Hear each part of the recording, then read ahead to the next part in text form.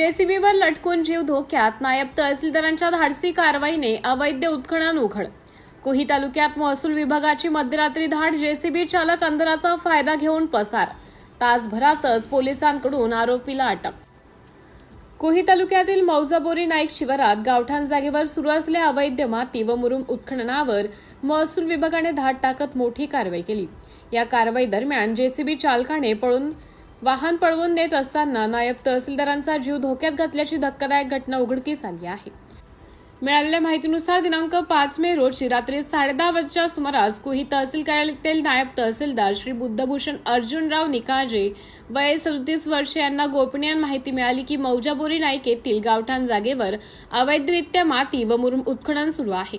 माहिती मिळताच त्यांनी ग्राम महसूल अधिकारी मोहन पवार, आनंद मस्के, महसूल सेवक निलेश तिरपुडे तसेच 2 पंचासह घटनास्थळी धाव घेतली.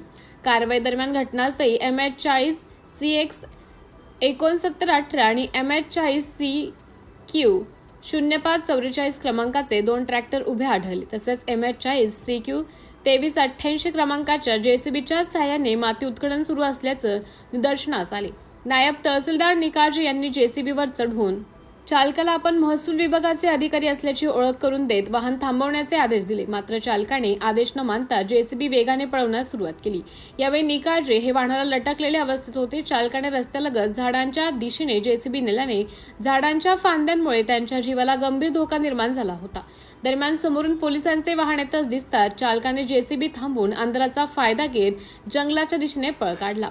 या प्रकरणी नायब तहसीलदार बुद्धभूषण निकाळजे यांनी लेखी तक्रारीवरून 6 मे रोजी वेलतूर पोलीस ठाण्यात अपराध क्रमांक 102/2026 अंतर्गत विविध कलमान्वये नोंदवण्यात आला आहे.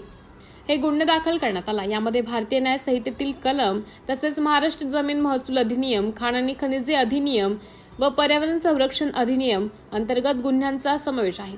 विशेष म्हणजे महसूल विभागाच्या पथकाने कारवाईपूर्वी पोलिसांना माहिती दिली नव्हती. मात्र घटनेची माहिती मिळताच वेलतूर पोलीस तात्काळ घटनास्थळी दाखल झाले.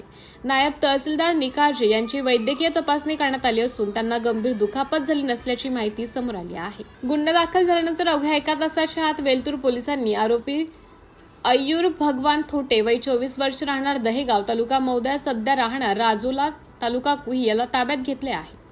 आरोपीचा पूर्वी गुन्हेगारी रेकॉर्ड लक्षात घेता त्याच्यावर महाराष्ट्र पोलीस कायदा कलम 56 अथवा MPDA अंतर्गत प्रतिबंधनात्मक कारवाई करण्याची माहिती समोर आली आहे. या प्रकरणाचा पुढील तपास वेलतूर पोलीस करीत आहेत. सिटी इंडिया न्यूज साठी जिल्हा उपसंपादक अनिल ढोलवार, नागपूर.